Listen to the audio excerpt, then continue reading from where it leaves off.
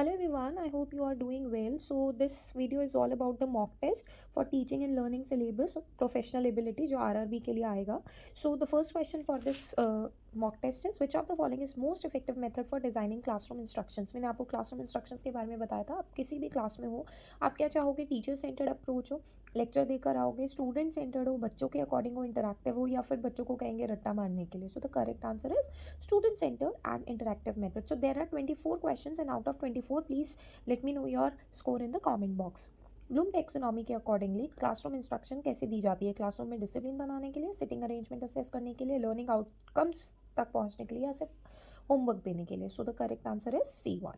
What is the primary benefit of activity based learning? आप बच्चों को बहुत सारी एक्टिविटी करा रहे हो, क्यों करा रहे हो? क्या आपको लगता है फास्ट सिलेबस कंप्लीट होता है एक्टिविटी कराने से, या बच्चों की पैसिव लर्निंग होती है? देखो, दो टाइप की लर्निंग होती है, एक होती है एक्टिव, एक होती है पैसिव. एक्टिव में जब बच्चा खुद से करेगा, और पैसिव में जब टीचर उसे करा रही है. ठीक है. Promote critical thinking and engagement या रिड्यूसिंग क्लासरूम इंटरेक्शन. तो अगर आप एक्टिविटी करा रहे हो तो बच्चे की क्रिटिकल थिंकिंग बूस्ट होगी और वो इंगेज भी रहेगा. A teacher using role play activities in class is promoting. एक टीचर है, वो यूज़ कर रही है role play activities in class is promoting experiential learning. Experience करके रूट मेमोराइजेशन रट्टा मरवा रही है. टीचर सेंटर्ड है या पैसिव है? सो the correct answer is experiential learning. The physical environment of a classroom should be. कैसा होना चाहिए फिजिकल क्लासरूम? आसपास में बहुत ज़्यादा फर्नीचर होना चाहिए, फ्लेक्सिबल होना चाहिए, student friendly, focused only on the teachers comfort, teacher के कंफर्ट में, या कोई भी विजुअल एड्स नहीं होना चाहिए. So the correct answer is organise, flexible and student friendly.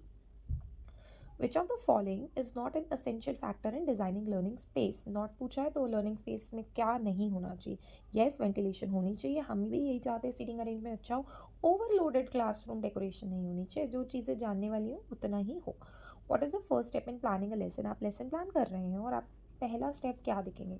Objectives, assessment he conduct करा देंगे, होमवर्क, या फिर डिसिप्लिनरी रूल्स. हमेशा लर्निंग ऑब्जेक्टिव्स हम लिखते हैं और हम बाद में लिखते हैं लर्निंग आउटकम, कि बच्चे उस आपके लेसन प्लान से क्या समझेंगे.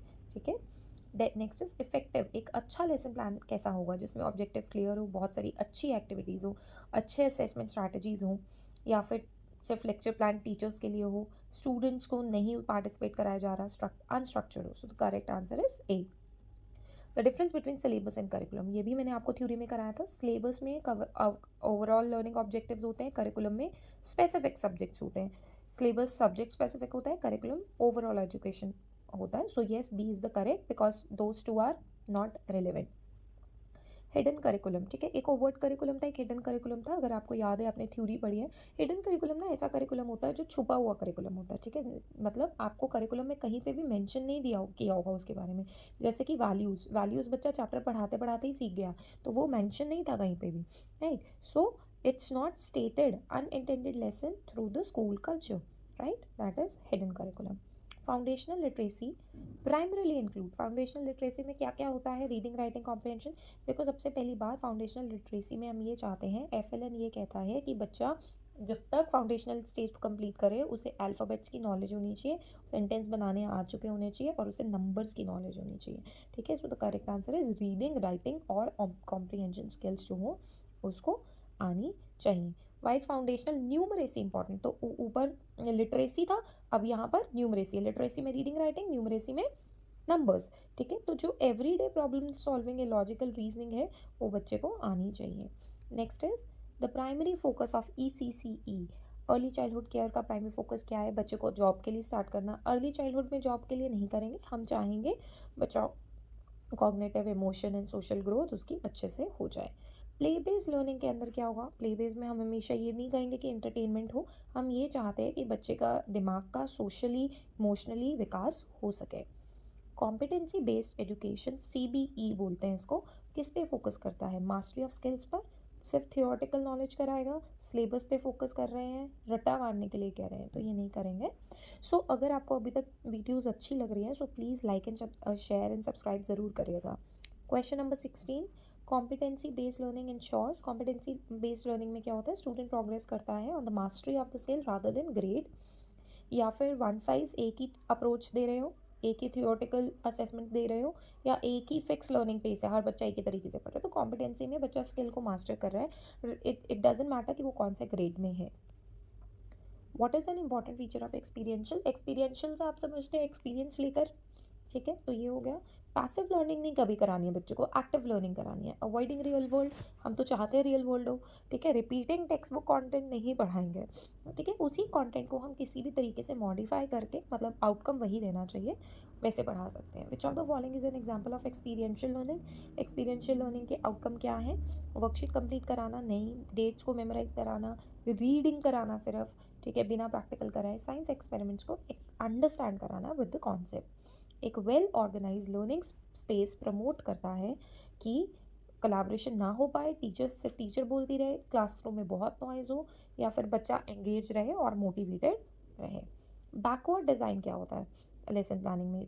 Difficult to easy concept, planning assessment and learning objects before designing activities, using outdated teaching method, learning outcome को इग्नोर ही कर देना। सो बेसिकली बैकवर्ड डिज़ाइन होता है कि ऐसे असेसमेंट प्रिपेयर करना और learning objective before designing activities, ये भी गलत हो गया। So teaching from difficult to easy concept है, डिफिकल्ट टू ईजी कॉन्सेप्ट होगा, that is backward design, right. So let's come to the next question. Which of the following is an example of overt curriculum? अभी मैंने आपको दो curriculum बताए थे, ठीक है, एक हिडन करिकुलम था और एक आपका था overt curriculum, right.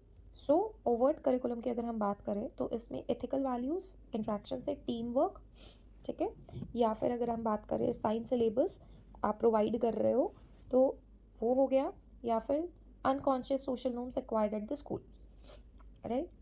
So basically इसके अंदर जो करेक्ट आंसर रहेगा ओवर्ट करिकुलम, वो ऐसा करिकुलम है जो मैंशनड है, ठीक है, तो that is which is provided by the education board, right. Let's move to the next question. Which of the following strategy supports foundational literacy? Foundational literacy को कौन सपोर्ट करता है? तो yes, encouraging story telling and phonics based reading, forcing लंबी लंबी books पढ़ने के लिए फोर्स नहीं करेंगे, क्वेश्चनिंग डिस्करेज नहीं करेंगे, हम चाहेंगे मैक्सिमम बच्चे क्वेश्चन पूछे, रट्टा मारने के लिए भी नहीं कहेंगे। So first question is, first answer is correct. A key characteristics of high quality ECC में हाई क्वालिटी कैरेक्टरिस्टिक क्या हो गए?